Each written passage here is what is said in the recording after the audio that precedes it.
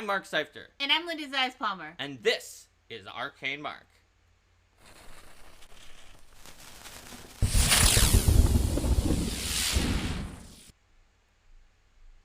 Hi everyone and welcome to Arcane Mark Build an NPC Workshop. Today we're going to build an NPC in Pathfinder 2nd Edition. Don't worry, it's not too tough. If you built a monster with us before, you're probably ready to build an NPC with us now. Now, before I begin, some people ask, especially if they know about building NPCs in like 3rd edition D&D or Pathfinder 1st edition, where you kind of build them like a PC except for just like weaker.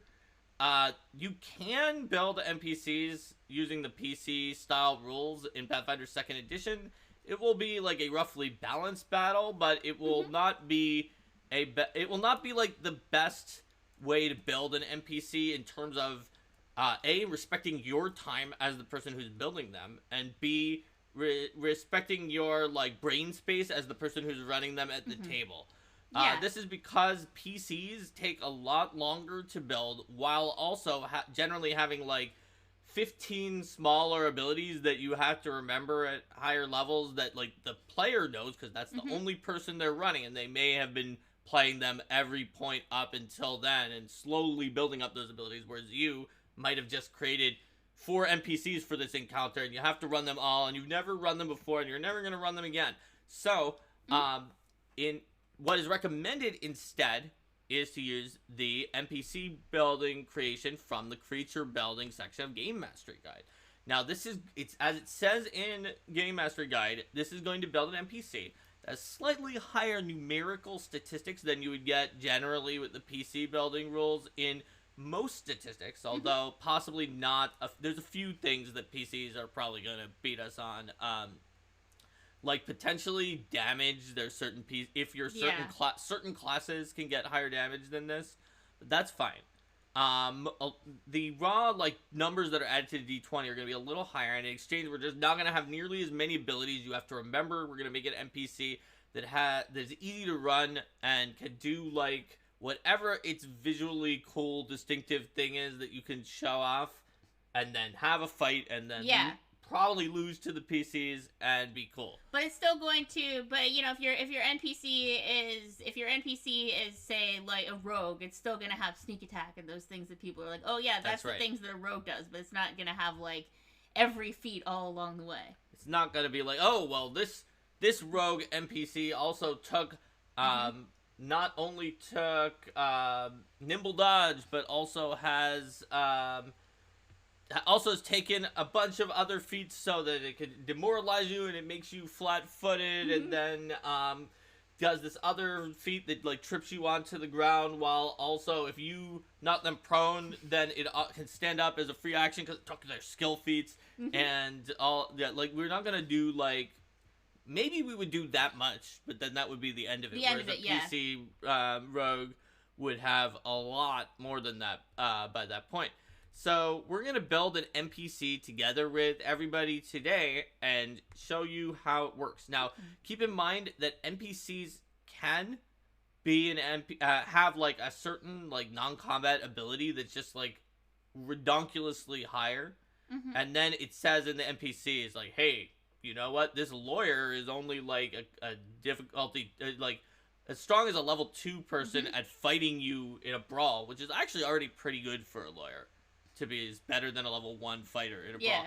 But they're like a level 10 challenge if you challenge them in a courtroom, and their legal lore and some of their negotiation skills are higher. So then if you see their stat blocks in comparison to monsters and things like that, then they might have like, oh yeah, their like acrobatics or whatever is more like what you would expect for like a level 2 challenge, but then they've got like a legal lore that's super high to represent those differences. So we're allowed to do that and to indicate that PCs who beat them in a courtroom get more experience points, and it's a harder challenge than if you beat them in fighting. Then it's not, because that's not what they're good at, and we can totally do that if we want. So with that being said, just like all of our other workshops, we're going to need to start with a concept. We do top-down building here. Risky already knows that, and so has given us a concept of Leshy Vampire Stralad. 965 2769 has cook spellcaster. We have a Leshy vampire. Oh, and for those of you who are new to our workshops, just put ideas for concepts in chat. We'll then have a vote, and we'll then build together while voting in chat. Type who supports their team between swings of the great axe. Yep, so support plus great axe. Then Rico has an elephant in a small room for some reason. Axe. An elephant in a small room. And it's for an NPC. Some reason. It's an NPC, not a creature. It'd be an awakened elephant, yeah. XX Faceless Man has Chef from the menu. Polite elephant in a small. A polite elephant, yes. Chef from the menu. Is that a separate one from Cook Spellcaster? I don't know. It just says, yes, I want the chef from the menu. That's what it says. You could decipher that together later on. It says you could combine them, but it was initially a different idea. Mm-hmm. Well, the way we do the voting, though, it would then split. We might as well combine them and say that the cook spellcaster is the chef from the menu. Like, whatever that is, that's what they can be, like, combined. Stronghold D&D says, huzzah! Welcome! Hey, Stronghold D&D. First time chatter. If you have any ideas for an NPC concept, go ahead and throw them in chat, and we will vote for everybody's ideas. Eater of World 78 says, Fetchling Rogue Shadowcaster. Fetchling Rogue Shadowcaster. Rico says, Slime Adventurer. Slime Adventurer. Awesome. We've got... Rico needs more slime ideas for Kingmaker, maybe. We've got 6 ideas so far. All right. So, wait, 7 ideas. Elder Worm Studio says, creature from a bayou that crafts magic items from the local flora in the bayou. Crafts magic items from the local flora. Awesome.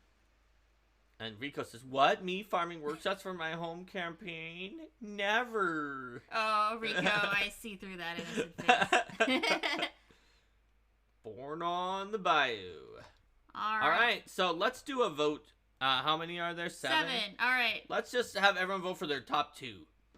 So just put please. 2 numbers based on the ones you like the best, and we will see which one is the winner. If you really only like one, you can just vote for one, but otherwise, take your top 2. All right, Linda, 4636. 4636. 5223. 5223. 2727.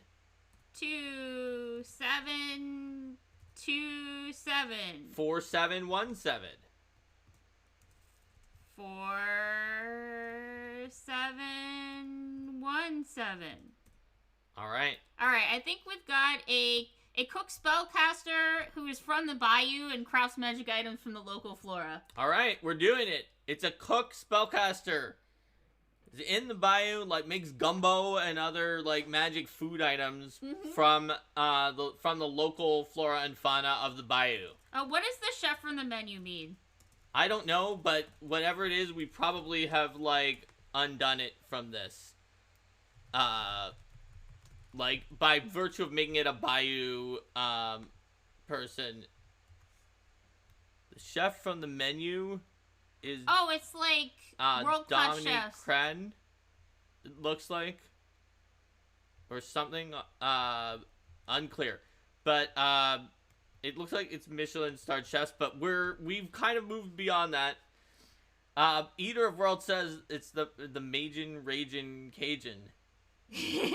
And Faceless Man says... Well, they can still be an artiste with the magic items, though. Faceless Man says this is actually better. Okay, there we go.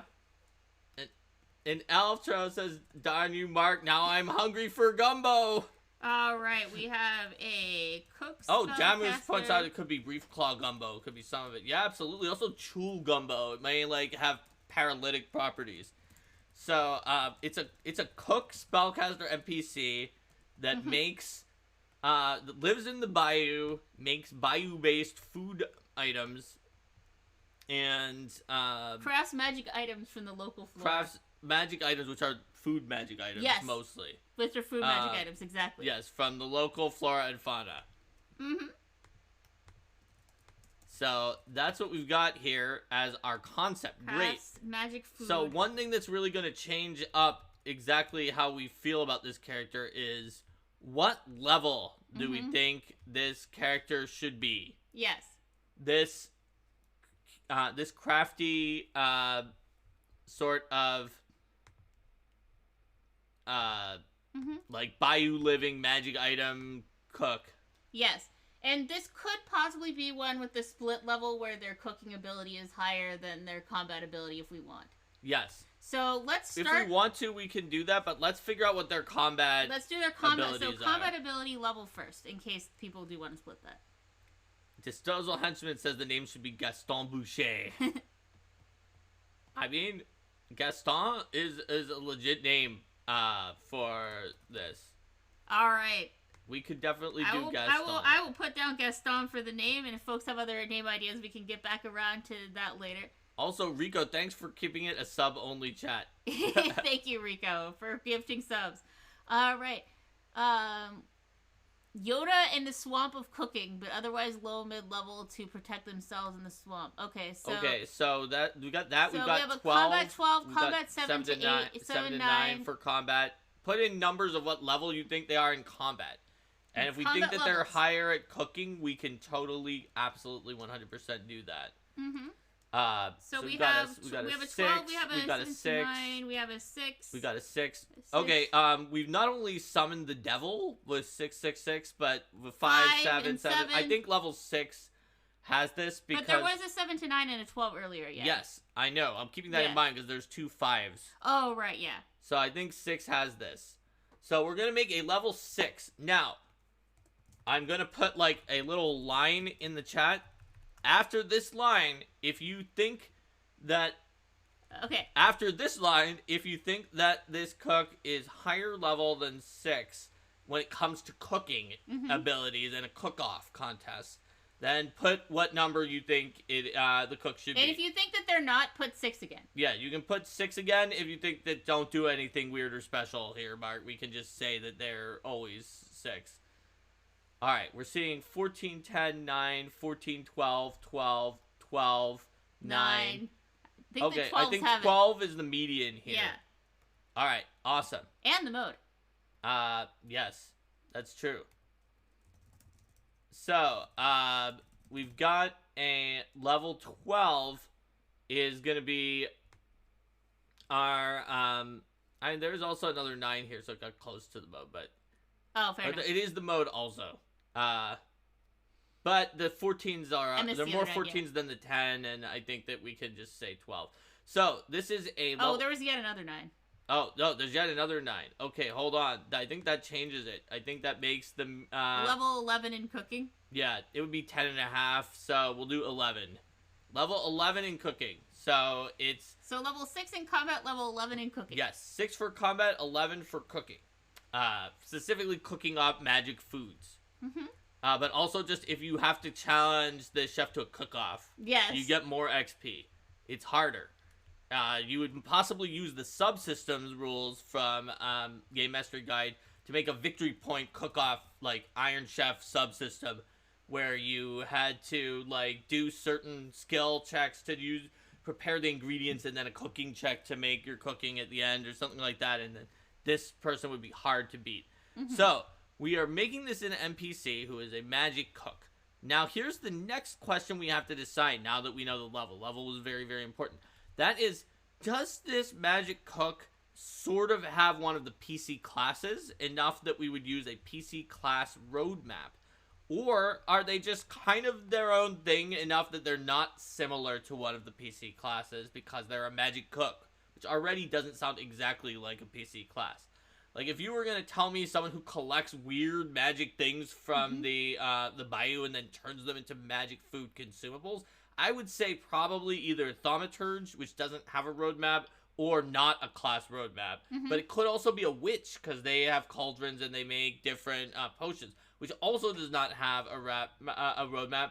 Or Eater of Worlds says an alchemist, which actually I think may have a roadmap, but maybe it doesn't. No, it does. It's one of the only ones that has a roadmap.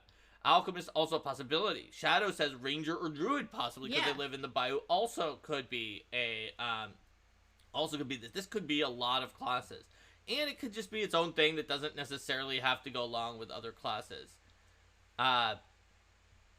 Diamond says it's probably different from Alchemist, but could give some idea for item levels. It is true. We also specifically the concept is that it makes magic items out of the stuff. Oh, right. So I think that it's probably not an Alchemist. Faceless Man says it's probably its own thing. Disposable Henchman, it says it could throw spicy foods similar to bombs, and we could use it as inspiration. Philip Ben says brain food means psychic. Alright, so it sounds like this is kind of its own thing. It's not going to completely follow a class, but there's a lot of ideas in here, like a witchy inventor, or... So we can use things from classes as inspiration, or even just directly be like, it's got this thing from this class, if we want to. So let's take a moment to make a decision, now that we know it's its own thing. That's a little more complicated, but not too bad. So, we know it can make magic items. And, that's okay. That's great. You can make magic items without being a spellcaster that has like a whole bunch of spells. But do we want this character to also have a whole bunch of spells? That's like independent. We don't have to say yes just because it makes magic items. We know they're a spellcaster because the concept included the word spellcaster. Okay. So they have to have at least some spells. They do have at least some spells. Do we want them to have like the whole like first, second, third level prepared or spontaneous spells? Or do we want them to have like a smattering of spells, but that a lot of their stuff comes from their food? Because one of the concepts had spellcaster, but it was like a crafter, and then the other one had the cook, so when we added it in, it might be that their magic is more of the food, or it might be that they have spells. And Disposable Henchman asked the same question that I was asking out loud, but was typing it, I'm sure, before I even started asking the question, and is now in the chat as well. No, don't apologize. I think you were typing it way before I said it, because it's long, and you had it all typed out. Yeah, the question is, do we want it to be based on the food or based on spells? Like spells and spell slots, or a little mix. It could have a few innate spells with the food. We can't put in too much other stuff if we also have a lot of spells, or we probably shouldn't. Smattering with a lot from food, mix. Innate with the food theme, some spells from their food. Okay, great. So we can do a few mostly innate spells, but most of it's food. Yeah. All right, thanks everybody. Awesome. It sounds like that's what I wanted to do as well. I rarely want to do something that just has all of the prepared spells. But at level 6, I might have been willing to because it's not as bad as at higher levels where it's like, well, great, now we made a level 15 thing and we have to pick spells. These are going to be primal innate spells, I'm pretty sure, because of the fact that it's about the local flora and fauna. It's pulling the stuff from nature. We specifically said the flora and fauna. People were talking about Ranger and Druid before, too. So. Yeah. I think it's definitely going to be primal type of spells. So, let's see. We don't have to take any of these particular roadmaps from the classes in order to make this character, because we now are just doing our own thing. So, we could also kind of look at some of the monster roadmaps here. So, ultimately, this character is probably going to be something that, since it's a mix of special magical abilities that are not all in like super spells, it's actually probably going to be somewhat in the realm of like skill paragon or skirmisher.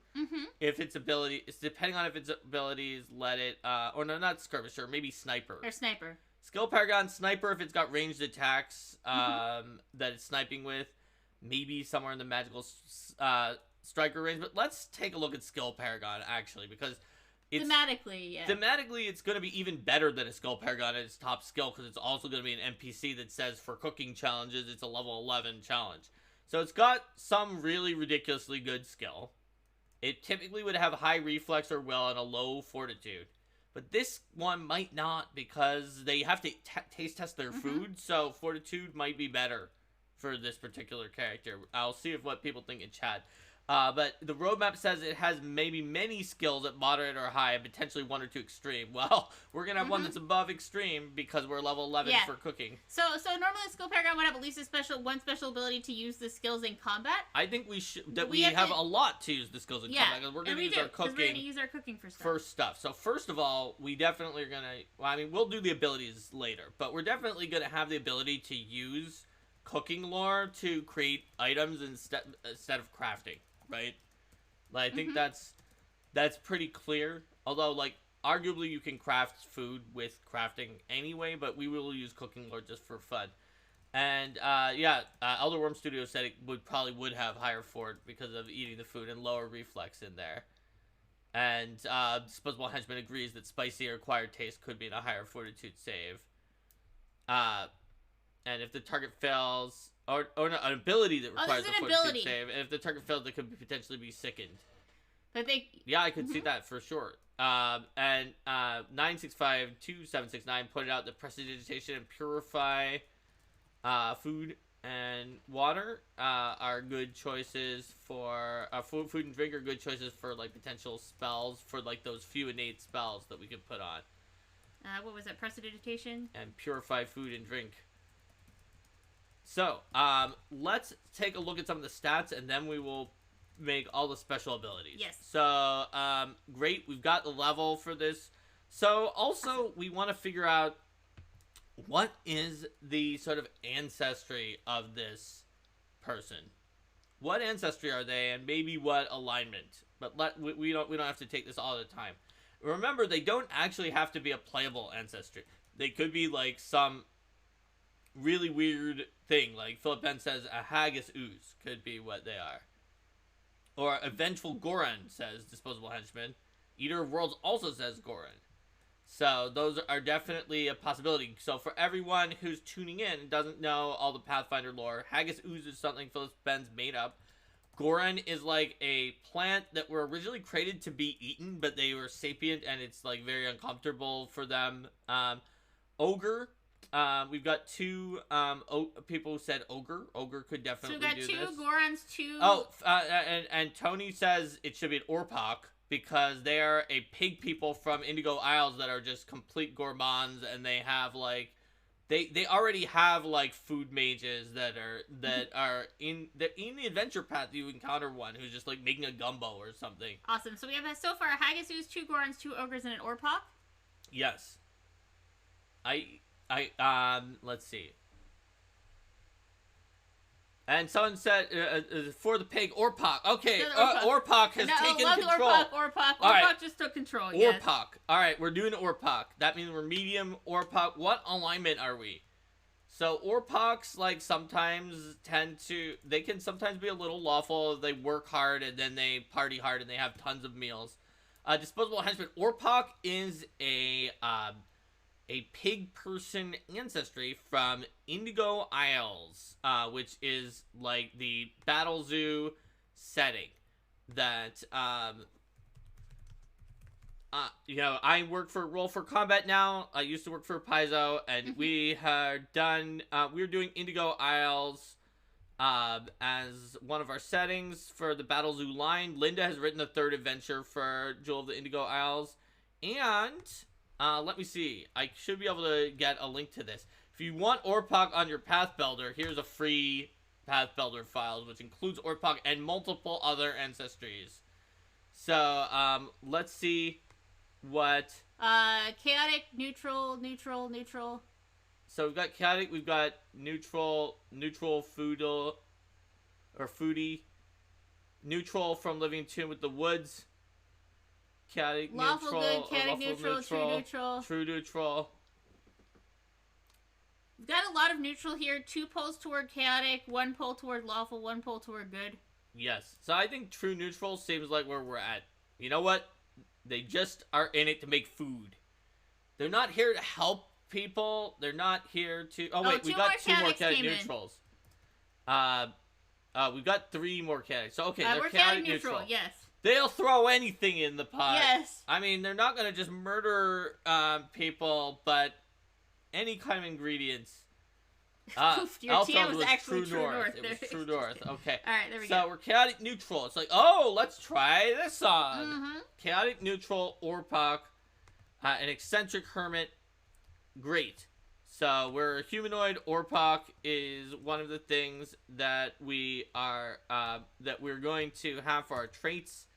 We're going to be medium for our size. Orpok, yep. So let's look at our ability modifiers. So since we're an NPC, there's some slightly different things we do with ability modifiers than we might do with monsters sometimes. Just let's play around to make the ability modifiers not look like too drastically high. So they look like something that a PC or POG could hypothetically have, or at like least more close. or less. Yeah. So we're at level 6, so we could have some pretty decent stats. What stats do you think are going to be the ones that that we're going to focus on here? So we obviously want to be pretty good at intelligence for our cooking lore. Yes. And possibly also just crafting flat out that we're going to have later. Like, intelligence, we're doing cooking lore. Like, that's sort of going to be our stat that we do things with, I think. Also, we have a high fortitude save, so... People are also pointing out wisdom when we live in the wilderness. Yeah. We gotta have some wisdom for, like, nature and survival. And constitution for our high fortitude save. But not good, not necessarily good dexterity. Several people have also mentioned charisma, which I think is possible. But we do live, like, as a hermit in the middle of the woods, so I'm not convinced on charisma yet, but I do want to see what people say in chat. We'll do whatever people want. I think that we know that our dexterity isn't super high because we're going to have our reflexes our weakest save, although it doesn't have to be that low because we can just say it's like a bad base save. And Ninja Slayer says we're going to need some strength just to do things that are needed for cooking.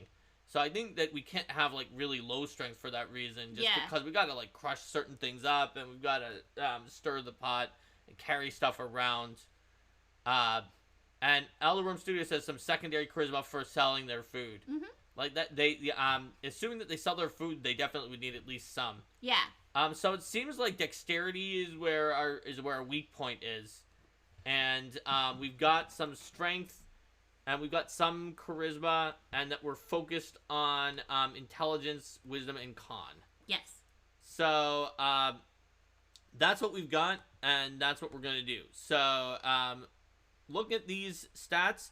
The highest monster stat that we were going to have in here, other than extreme, which is like way too extreme, would be 5. But since we're going for an NPC, let's just have some 4s instead, potentially, just because...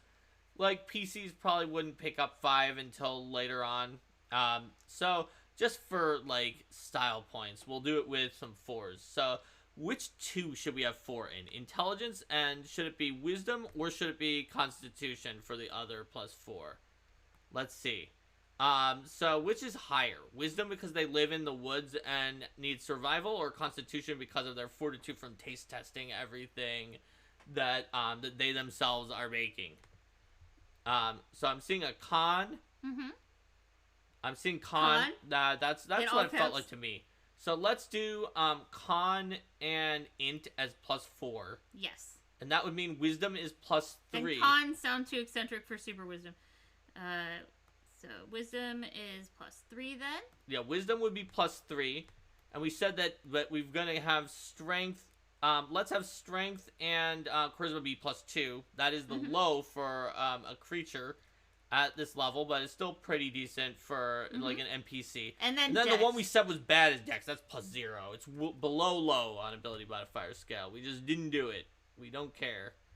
So it's a little higher than a 5th level PC would have, but that's because we're 6th level PC, but also no, it's a little 6 have the same as a 5th for a PC. Yeah.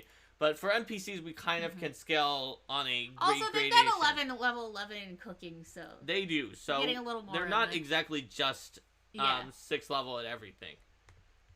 In fact, you're right, Linda. Let's give them plus 5 in int because they have a level 11 for cooking, and that's just the stat they use for cooking. It's not going to make them, like... better at fighting other than their cooking-related fighting stuff, which... It's not going to be too extreme. So what about perception? So they're in the middle of the woods. They've got pretty good wisdom. Oh, and perception, wouldn't they also be using that to sense, like, how tasty stuff is? I think, it's all 5 of your senses. So their sense of taste, they've got to be able to find the rare stuff that's out there. So it sounds like and we've got a good sense of smell. Orpoks have an imprecise scent. That's just one of the things that we have because we picked Orpok for our ancestry. So I think we've got to have at least moderate perception on this character, but we may have high perception on this character. What do people think? Moderate or high? Definitely not low. Absolutely not low. So if we had moderate perception, that would be like having let's see, we're level 6 and we have, how much wisdom did we wind up with? A 3. So that would be like having like around expert-ish. And if we have high, that's like going to be around like master-ish. So I see a moderate. What if they have low perception, but it's mitigated with smell? The perception would capture the smell as well. So yes, I mean you technically could put like a plus X and parentheses plus whatever when they're within the range of your scent. We could do that. Mm-hmm.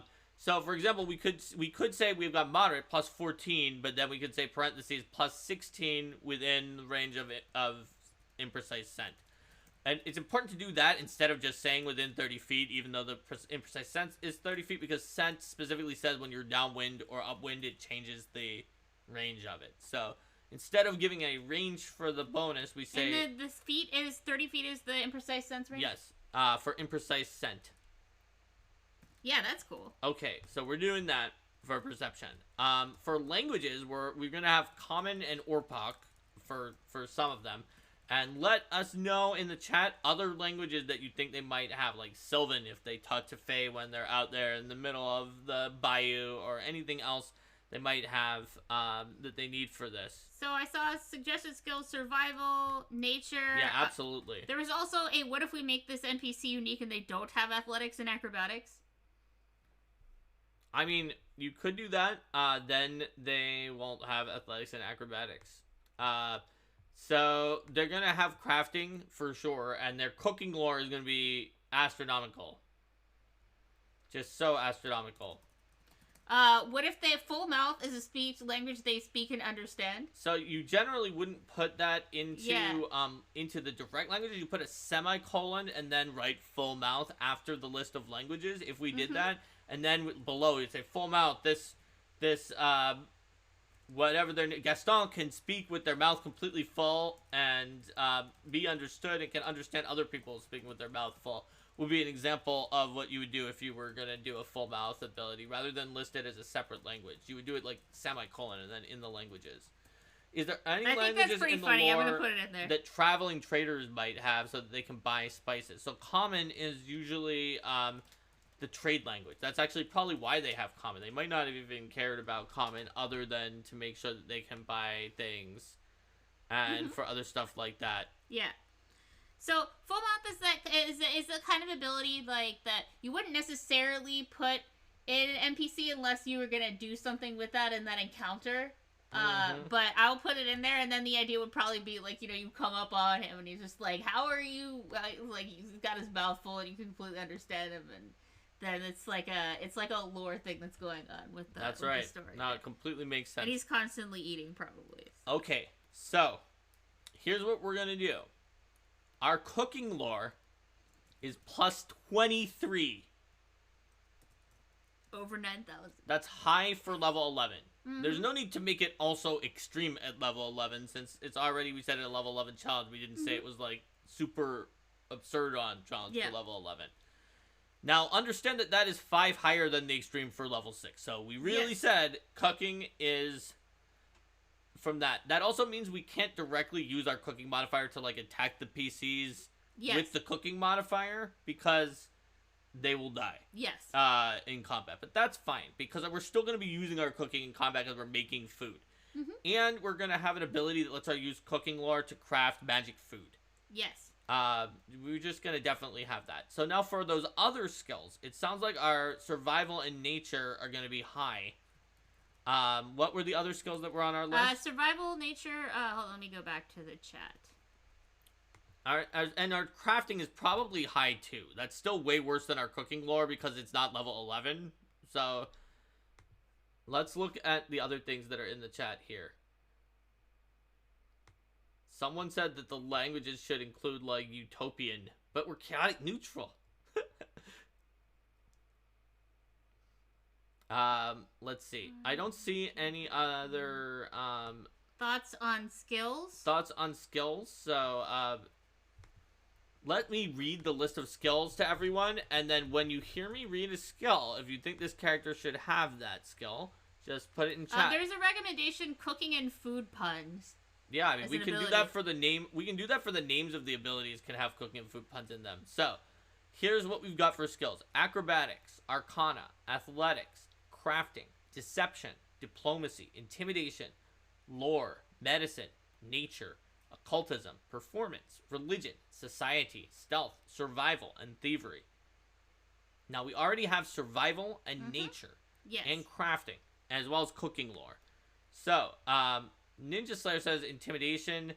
9652769 says arcana.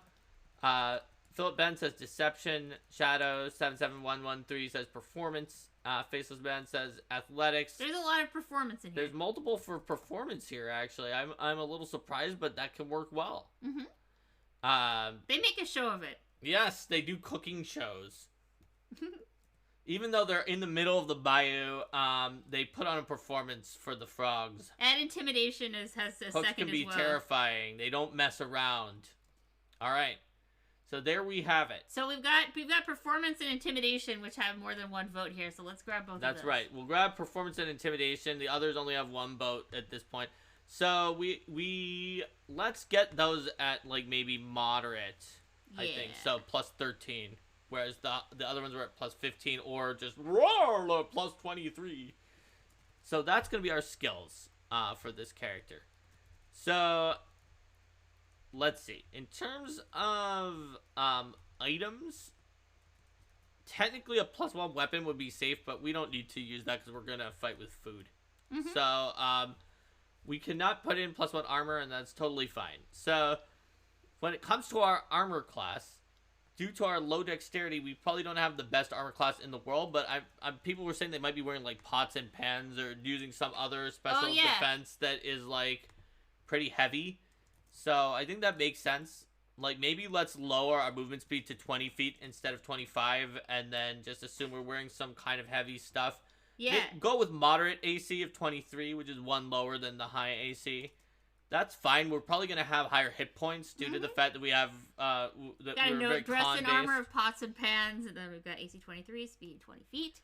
So the AC 23 is indicating to us that we have, like, some kind of, like, reasonably heavy armor on. But then we have bad dex, which is... But it's not quite as good as, like, a full plate, actually. Because, wait, if we actually had something that was as good as a heavy armor, a real heavy armor, then our AC would be exactly 24, I think. So whatever. It's a little less than it's not as good as a full plate. It's just made of pots and pans. It's a bit more That's improvised. why it's a little lower. Yeah. It's still slowing us down. That's okay. So, saving throw. Spoon mail armor. Spoon mail. That's what we've got. Alright, it's dressed in spoon mail armor. So, our reflex is low. That's plus 11. And our will is moderate. That's plus 14. And then our fortitude is high. That's plus 17. So, we're, like, about master-ish with fortitude, and we're, like, about, expert-ish with our, will, and when it comes to our reflex, we're actually about expert-ish also, but we just don't have good dexterity.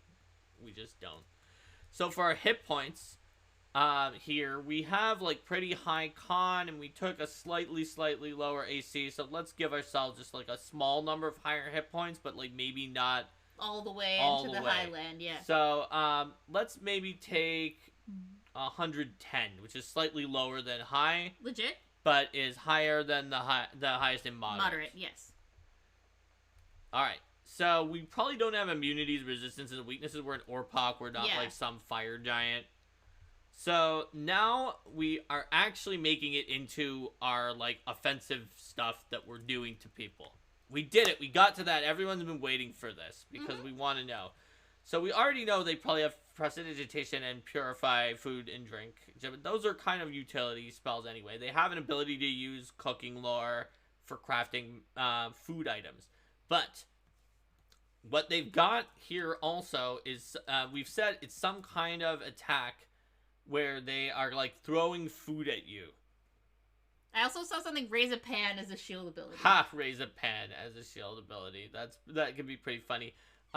So I feel like in terms of throwing food at you, it would have to be something that was like so caustic or like full of spice that even just going onto your body hurt you. They could also have an ability where they attack you in melee, and then on a successful hit, they force feed some kind of a food to you, and then you have to deal with other kind of situations. I see +1 gumbo spoon, broth cannon.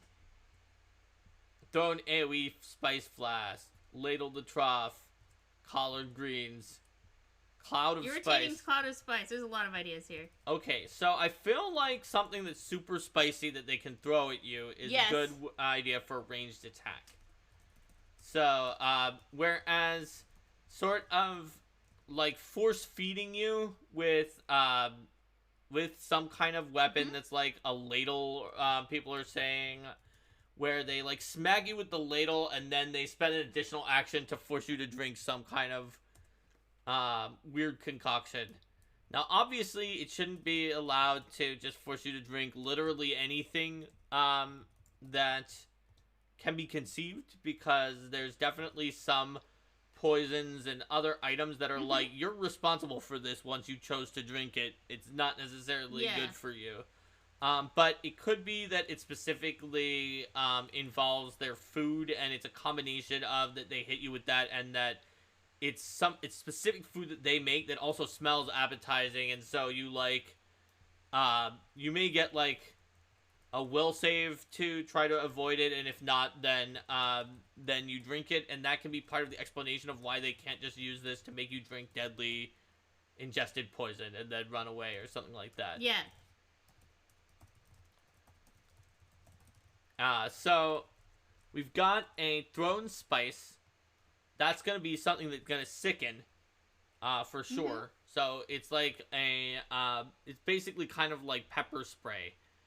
And then they've got an attack that's a ladle that also... Oh, yeah, and also dazzled, Disposable Henchman points out. It's going to be sickened and dazzled for the spice. It may do a small amount of damage, but probably not very much. But it's all there for the debuffs. Yes. And then the ladle is going to feed them something that has a special effect. I've written down taste tester 1 action. After they hit you, they offer you food that smells awesome. Will save to try to avoid it. Yes, and then it probably has a list of effects that they can put on you from that ladle. Elderworm Studio suggested persistent damage might be something you could get from that. Oh yeah, that's potentially true as well. Like, I could see that for sure. Persistent damage would be simpler, where it's just like after hitting you with the spoon, like, it puts a little bit of food into your mouth that may be like acidic, they deal acid damage, or like too cold and deal cold damage, or like way too hot and deal fire damage. That's definitely a possibility. The orpok's choice of acid, cold, or fire. All right. So it's like too spicy, too cold, or too hot. That's right. We can figure out the exact amount later once we get down to that. Yes, they pointed out that it should be able to eat and buff itself. Yeah. So I definitely agree. So we may want to give it some food items from maybe the magical tapas from Lost Albin's Grand Bazaar. So let's see what tapas would be like legitimate for that level. Oh, Nethys is being a little slow. Thrice fried mud wings. They're level 12. They're too high level. But, yeah. There are tapas that exist in Lost Summons Grand Bazaar. So if someone has their Grand Bazaar handy and wants to open it up now, we should not go and open it up. But go ahead and like see if there are any good level tapas for them to have as a consumable item. Treasure Vault's not out yet, so we will not use that yet. We do not have clearance to do Treasure Vault previews. Yes, we do not. But yes, you could definitely put some of the items. I don't suggest Cooperative Waffles since this is a person who lives in the middle of the swamp. But that is like it is a ridiculously powerful item for if you're using Follow the Expert at high levels and you're just like, oh, it costed 0 gold pieces and now everybody gets the other +1. Very, very good. But it's not a good item for this character because he's not going to be working together with people on stuff. Also, it's incredibly strong, obviously, for like a grapple build where you have someone aid you on grapple and then you try to restrain things. I bet that would be super strong with the waffles, but again, probably not where this person is going. Server stew is a suggestion from what we have. Okay, yeah, I could see that. Let's see what it does. Server stew. I'm checking it right now. It is a level 7 item, so it is a little bit hefty. But if that's like the only item that they have on them, it could be okay. What does it do here? It gives them diplomacy and lets you understand a language. So that probably is the kind of thing they might make in their downtime, but we don't need to list that in their items because they wouldn't need it for combat, I'm guessing. So because it's more of a non-combat item, it is almost in our level range, but that's all right. Let's put in what the actual spice thing does. So it's a strike. That means it's one action. They just throw the spicy food.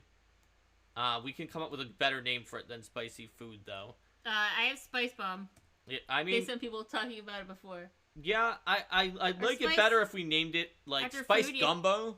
Oh yeah, Spice Gumbo, like so it sounds like a food rather than just an alchemical item. Yeah, fair enough. So we're gonna throw the spiced gumbo, and it splashes on everything nearby, presumably, and I'm guessing that the primary target gets sickened, and then the splash, they and the splash target can both get dazzled by it. Gum Bomb with a fortitude save. I mean, Gum Bomb is a funny name too. And then it may do a very small amount of damage as well. I mean, that's a lot of debuffs.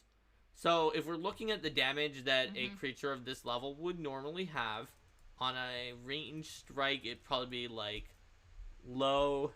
And be 12, but this also has a bunch of debuffs on it. Just What's a our lot. range increment? So probably 20 feet. 20 probably. Yeah. I'm thinking that maybe this does just like tiny amount of damage. Yeah.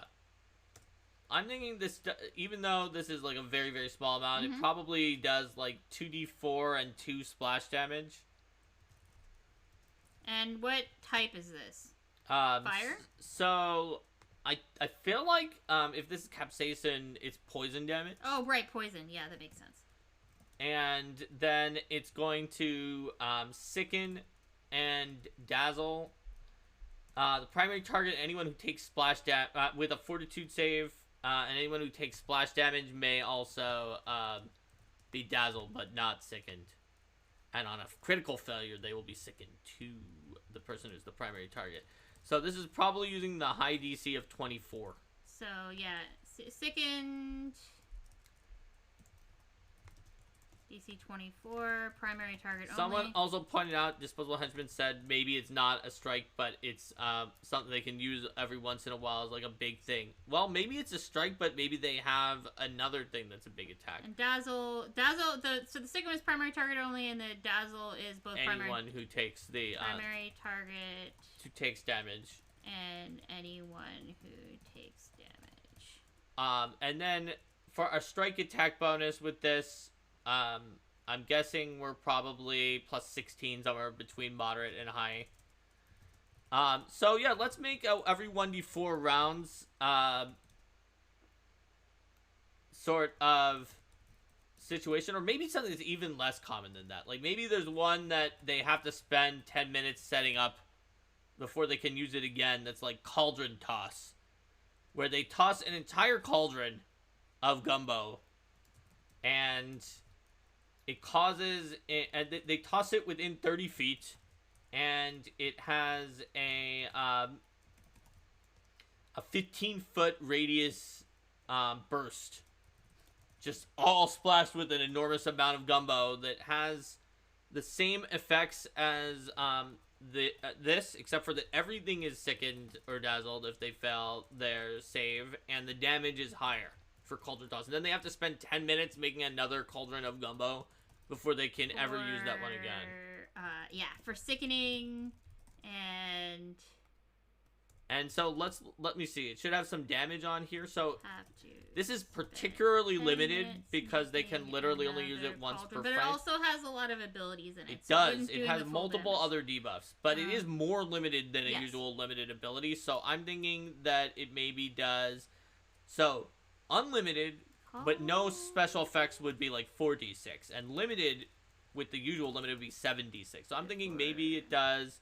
What do you think, Linda? 6d6? I was thinking 6. Yep. So 6d6. 6d6 poison damage. With a bunch, but this is a cauldron, so 15-foot radius within 20 feet. Hold on. Yep. It's a cauldron. People are pointing out. Oh yeah, it should do 3d6 poison and 3d6 fire because it is spicy, but it's also really hot. 3d6 fire damage, and a 15-foot radius burst within 20 feet has the effects of Gumball's primary Gumbomb's primary target for the sickening and the dazzling. Yes. Had to spend 10 minutes making another cauldron before they can toss again. Also, it may cause difficult terrain for one round in the area, in which case we may want to lower the damage slightly, if it also creates difficult terrain. I think adding difficult terrain when it already has sickening and dazzling damage has a lot of features. Let's just. So I understand why it could do difficult terrain because it's all wet and there's gumbo there. Oh yeah, but, totally. I think let's keep it to this for now because of the fact that it has a lot of other effects on it. So far for the sickening, I have sick 1 on a fail, sick 2 on a crit fail, dazzle for 1 round or 1 minute on a crit fail. Yes. Just fairly standard. Yeah, absolutely. And so our ladle attack, let's figure that one out. So this one maybe has high accuracy because of the fact that we're better with our ladles since it's melee and we have much better strength. What was our accuracy on our gun bomb again? I was saying that it was plus 16, but I realized we have very low dex, so even plus 15 is a stretch. Let's just go plus 15 moderate. It's not going to be the greatest attack because of that, but even if you miss, you'll splash and do dazzled. Yeah. If you don't hit, it won't do sickened, though. So that can be a concern. So let's do plus 17 for our accuracy with the ladle. And then we're going to do a bludgeoning damage with a ladle. Yes. And so we've decided to simplify and not have like this whole thing where there's multiple things that you feed them with a will save, but instead just put some persistent damage on here. So let's have it do low damage, but with some pretty solid persistent damage. So that would be something like our strength was what, plus 2, I think. So let's make it like if we do 2d6 plus 4, that'll be like 1 less than low damage, and then we can have 2d6 persistent damage of the type we choose. Persistent acid, cold, or fire. Yes. So the persistent damage is almost as much as the actual damage. Yes. From the ladle attack. And people are saying it should be agile because it's kind of like a light mace. Yeah, I can see that. And that could mean so it has... if it's agile, the damage would... Well, would be normally be moderate or lower, but we already said it was low. And the fact that it does persistent damage, which doesn't like accumulate over multiple attacks, is an anti-synergy with agile, so I think it's okay that... Oh, yeah, right. Yeah, that makes sense. And then if it is kind of like a light mace, it would have potentially the shove trait.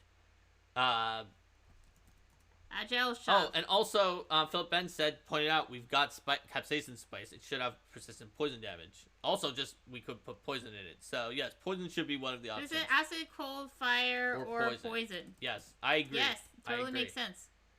There you have it.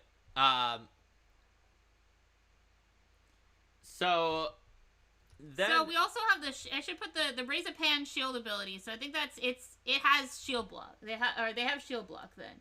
So in that case, if they have the raise a pan shield ability, then we need to. We may want to take that into effect. Maybe lower their hit points back to 95 and not give them extra hit points.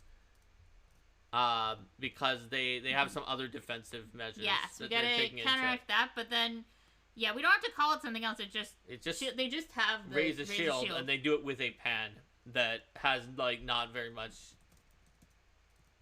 Like maybe actually they used their high crafting to make it as good as the stats of a steel shield, just to make it simple. That's pretty good for a pan. Has stats of a steel shield. So they're going to have hot sauce as poison. They can do fire damage. They can do any of these types of damage. And dish things out of the cauldron with the ladle. So these are some of our special abilities that we're doing here. And then we may have like some kind of a self buff that's in there. So, did we find any... There might just not have been any tapas that were in the very low level range and were combat-based. I did put server stew in there and then other magic food just because someone made a good point about, like, you want to have some kind of, like, magic food loot that you could guarantee to have, and since we didn't have any other ones. So, and actually the fact that it's useless in the fight means that they're likely to not have... they're likely to not have used it against you. Yes. So that is fair. That is fair. However, it's more expensive than the amount that we could put safely in it's a consumable, in a creature though, right? of the level. I know. Yeah. It's more expensive than the amount that we could put safely in the level because safely is 35 gold pieces. Oh, right. And this is 60 gold piece consumable. However, if we wanted this to be a solitary NPC that will only be found once in our adventure, we can put more that's not safe. Safe is just because it's like, if the GM uses a bunch of this monster or a lot of things in a mix, and just pulls it into their adventure, is it going to possibly over-treasure you by a massive amount and not allow you to put any treasure anywhere else? The answer is yes, if we put server stew in here, but if it's just Gaston, the one guy that we made for this adventure, and we took that into account, we absolutely can do that. Absolutely, you can go above the safe amount for that.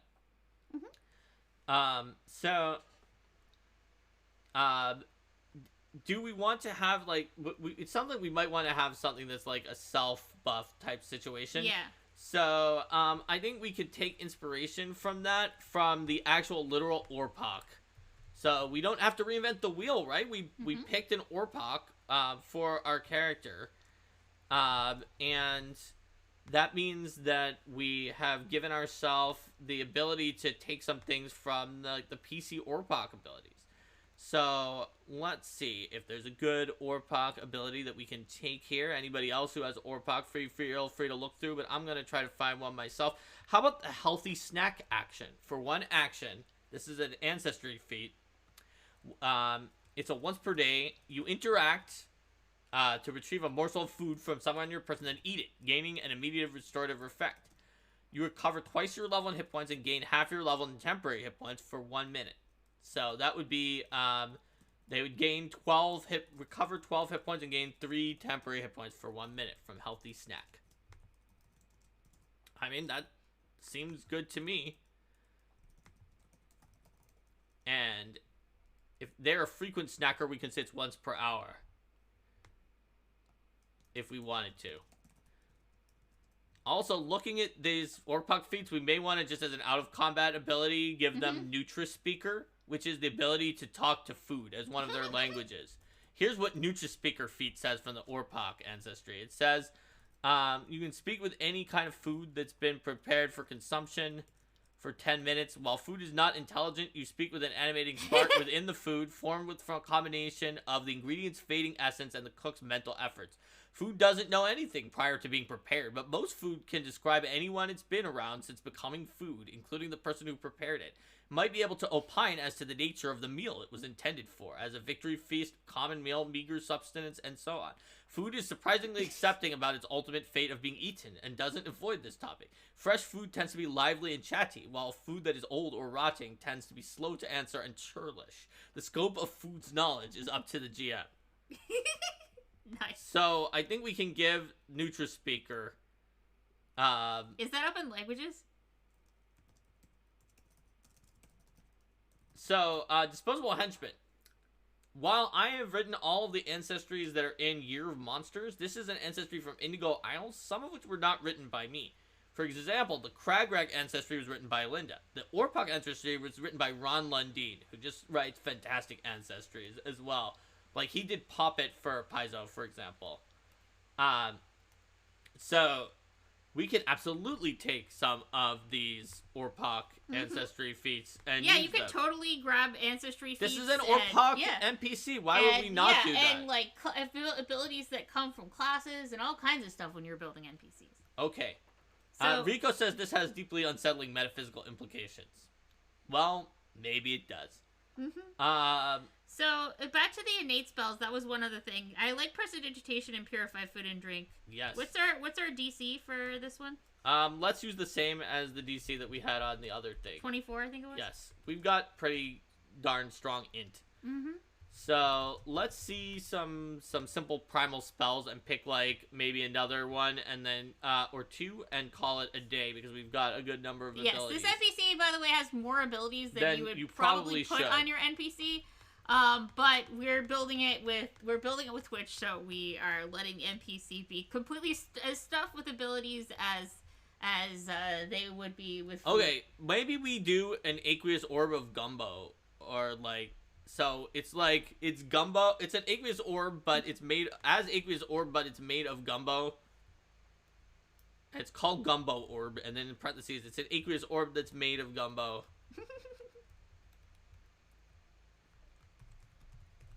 Gumbo orb. What do you think? As aqueous orb. But made of gumbo. And then, made of gumbo. and also, taking this next one entirely from, an idea that, Michael Raccoon used in, one of his adventures. Although it was soup in that case. But we could do a wall of water that's a wall of gumbo. As a wall of water, but made of gumbo. Yes. Yes. So we're doing it. That's what we've done. What have we done? Okay. We have done something. We sure have. We sure have made it. We sure have made an NPC. Oh my goodness, this NPC is. Yes. This is certainly an NPC. And I think they may, like, work together with people. Like, here's a quest plot hook. They like to make Chul Gumbo, but Chuls are level 7, and this NPC is only level 6, so they may hire the PCs to help them hunt down Chul, to make Gumbo. After all, Chul are just a big crawdad. Alright, so we did it. We're going to put this on our Discord, which is tiny.cc/arcanemark. You can find it there for all of your NPC finding enjoyment. Now, so this is not fully and properly formatted. It won't be. So, but it is my notes. On Tuesday at 7 p.m. Pacific, 10 p.m. Eastern, we're going to be building a, like, alternate Rod of Wonder. So just even think between now and then about just some weird random effects. Because we're going to put in, not just vote for, like, one effect. We're going to put in, like, a bunch of the random effects that everybody is going to come up with on Tuesday. And we're going to do that in our Build a Rod of Wonder workshop. It was just too good of an idea not to do it. So, that's what we're going to do next time. And we'll do more workshops after that. So, let's say goodbye to YouTube and then do our outro with all of you. Bye, YouTube. Bye! All right, everyone.